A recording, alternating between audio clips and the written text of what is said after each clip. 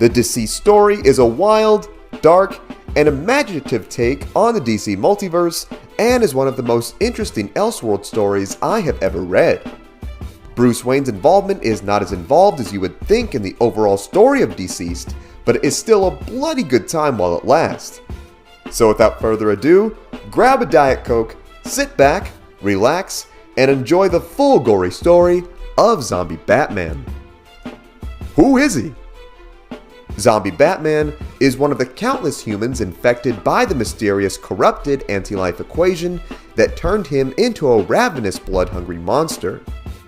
He made his first appearance in the pages of Deceased #1 back in 2019. He comes from a world deep within the DC universe, but his origins pre-infection are very similar to that of the main Bruce Waynes from the main DC Prime Earth.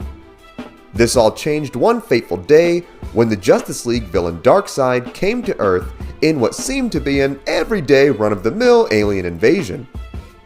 Defeated by the League, like he always is, Wonder Woman wraps the dude up in the lasso of truth and demands for him not to return to Earth. Surrounded by the whole League ready to ghetto stomp him into next week, Darkseid weirdly and calmly says that he would not return for he got what he came for. He then casually just takes the lasso off, opens up a boom tube, and goes back to Apocalypse and dips back to his pad. Yeah, that wasn't weird at all. Definitely just changed his life around and isn't up to anything disturbing and evil, right? Right? As awesome as a cool nice guy Darkseid sounds, this was not quite the case. After the villain's departure, Batman reveals to the League that Cyborg was missing from the battle scene and was in fact not even on the planet. The League then asks Batman how he knew this, where he begrudgingly reveals that he implemented a tracker into Cyborg on the first day they met, and more or less reveals that he also tracks all of the League members.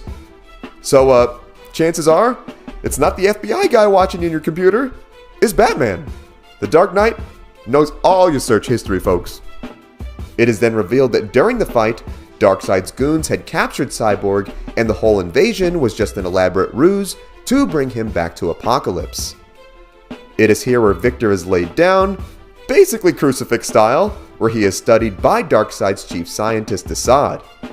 This whole panel just screams Zack Snyder, and I'm all here for it. Assad then reveals that he and Darkseid had dedicated their lives to finding what was called the anti-life equation, which would allow them to control all life in existence. He tells Victor that they already had half the equation, where Darkseid then shows up, looking menacing as ever, revealing that the remaining half was inside the robotic parts of Cyborg's body. Assad then did the maddest mad scientist experiment ever and mixed the mother box tech along with the blood of death and then pumped it into Cyborg's body to get access to the equation. However, Darkseid must not have fully read the instructions from his Lego Hell set, for something went terribly wrong, for the equation got corrupted and Darkseid became infected, where he went stock raving mad and started killing everyone on the planet. Seeing that things went south real fast, Assad then teleported the infected Cyborg back to Earth to try and get things to calm down, but it was too late, for Darkseid then leapt into the fires of Apocalypse, causing the entire planet to explode. Y'all confused with what just happened? I've read this comic multiple times, and I'm still not sure what fully happened here. All I know is, it's not good. The living computer Cyborg then found his way back to Earth, where his infected body got a real strong Wi-Fi signal and began teleporting the organic technovirus into all of the surrounding citizens' devices, causing them to rip their faces and kill every living thing in sight. Seeing all the death and devastation going on in the streets below, Superman then destroyed all the electronic devices around his family to keep them safe from just what was going on. See kids, next time mom says no to screen time, she's just trying to prevent you from becoming a zombie. So, mom's been reading her comics. As the virus spread, we then cut to Batman witnessing the carnage take place from the Batcave.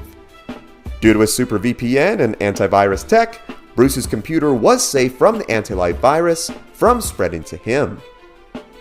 From his studies, Bruce discovered that the virus could either be spread from contact with electronic devices or by physical contact with an infected person.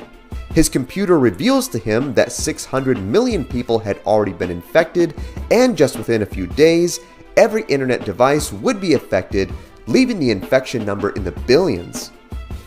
Batman then asked the computer if connections had been disabled in Wayne Manor, which, in good horror movie fashion, they had not. Immediately terrified, Bruce demanded for the computer to launch the EMP within the mansion, shutting off all connection from the outside world. A panicked Batman then dashed upstairs to the manor to check on Alfred and the rest of his family, only to find poor Alfred armed with a knife, holding off an infected Nightwing and Robin. "Alfred, I love you, man. Zombie apocalypse or not, man was not afraid to throw hands, or should I say knives, with two full-on zombie superheroes." The bloodthirsty heroes then leapt into action as Batman desperately fought them off, telling them he did not want to hurt them. However, there was no speaking sense into these creatures, for their humanity was already long gone.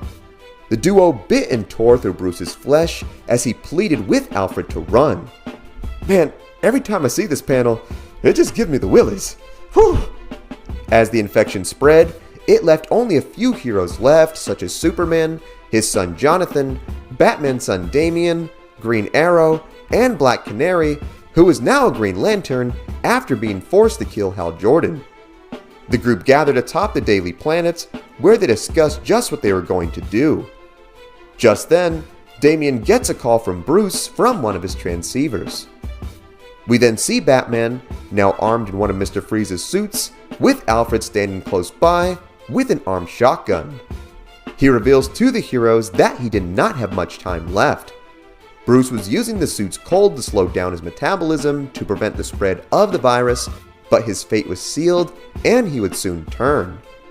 He tells Superman that the only way to stop this would be to kill anyone who was infected and to shut down the entire internet before the entire Earth was left in ruin. He then sits down and reveals to his son Damian that Alfred had a gift for him and wished he could have lived to see the day for Damian to open it. Just before he could finish his sentence and tell his son he loved him, the virus took over Bruce's body, fully transforming him into an infected.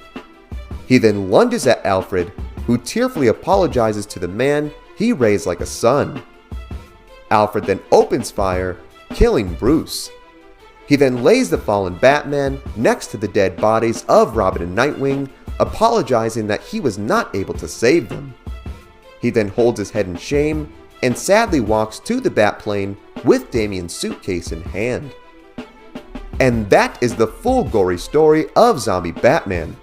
When I first read this story, I honestly could not believe that they killed Bruce off this quickly. I think me and everyone else thought for certain Bruce would be one of the longest living survivors, using his wit and resources to battle the infected and ultimately find a cure. The writers definitely were playing up on this expectation and pulled the rug out from all of us, and it definitely was an unexpected and enjoyable twist.